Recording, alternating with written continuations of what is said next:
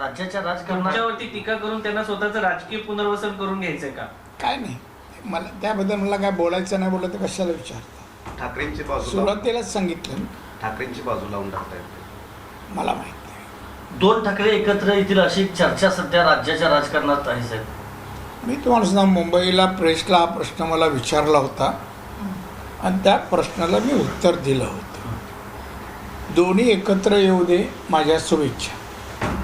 येऊ काय दे. फरक पडणार नाही नाही महाराष्ट्रात? ऐकून घ्या ना, मला बोलू दे ना, माझं उत्तर. दोन्ही एकत्र येऊ द्या, चांगलं नांदून द्या, भविष्यात बंधुप्रेम लोकांना दाखवा. पण त्यांचा जो स्वभाव थांबा ना, मला बंधुप्रेम दाखवा यासाठी कोणी विरोध केला नाही एकत्र येऊ नये म्हणून. बरं, वेगळे झाले त्याला पण कोणी सांगितलं नाही वेगळे व्हा म्हणून, काय प्रश्न नाही. आता तुमचा नेक्स्ट प्रश्न असेल याच्यामुळे काय राजकारणात होईल, काय काही फरक पडणार नाही, काही फरक पडणार नाही.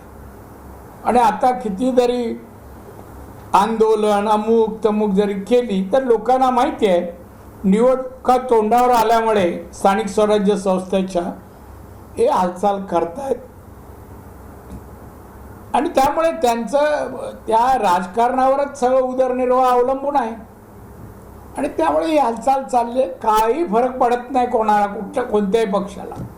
साहेब, एक यांचा प्रश्न असा आहे की स्वभाव दोघांचा तुमचा आणि यांच्या राज ठाकरेंचे खूप जवळचे संबंध होते पूर्वी, जेव्हा राज ठाकरे मनसेत गेले त्यानंतरही तुमची मैत्री होती. आता तुम्ही त्यांना काय सल्ला द्याल तुमचा उद्धव मी ठाकरेंसोबत? काय सल्ला त्यांना देऊ शकत नाही. ते परिपक्व राजकारणी आहेत, काय आजच आले नाही आहेत आणि त्याला माहिती आहे बरं वाईट त्यांचं आणि पक्षाचं कसं साध्य करताना माहिती आहे.